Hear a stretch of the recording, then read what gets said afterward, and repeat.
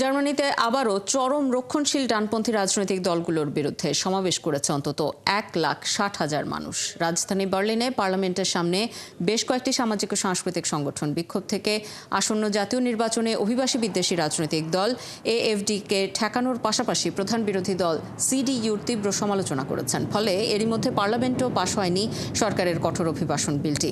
আরও জানাচ্ছেন মাহফুজুর রহমান।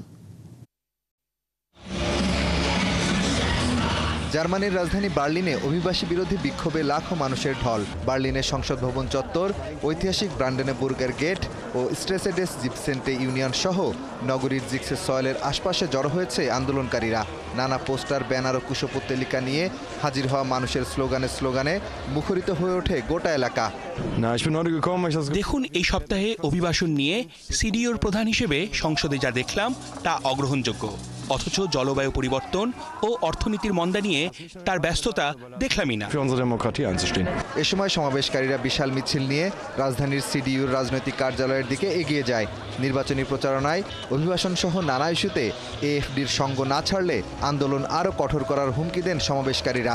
তবে বিশাল এই সমাবেশটি শান্তিপূর্ণভাবে শেষ হওয়ায় আইনশৃঙ্খলা বাহিনীকে ধন্যবাদ জানিয়েছেন অনেকেই।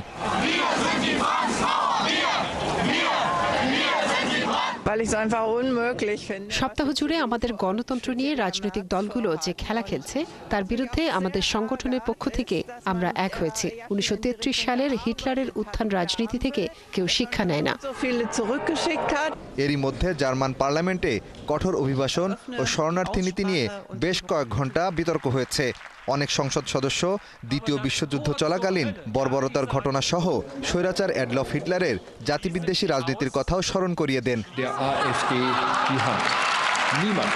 এই পরিস্থিতিতে তীব্র সমালোচনার মুখে পার্লামেন্টে পাশ হয়নি সরকারের কঠোর অভিবাসন নীতির পরিকল্পনার বিলটি।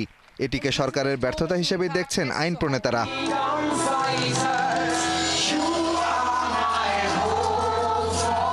মাহফুজুর রহমান, ৭১।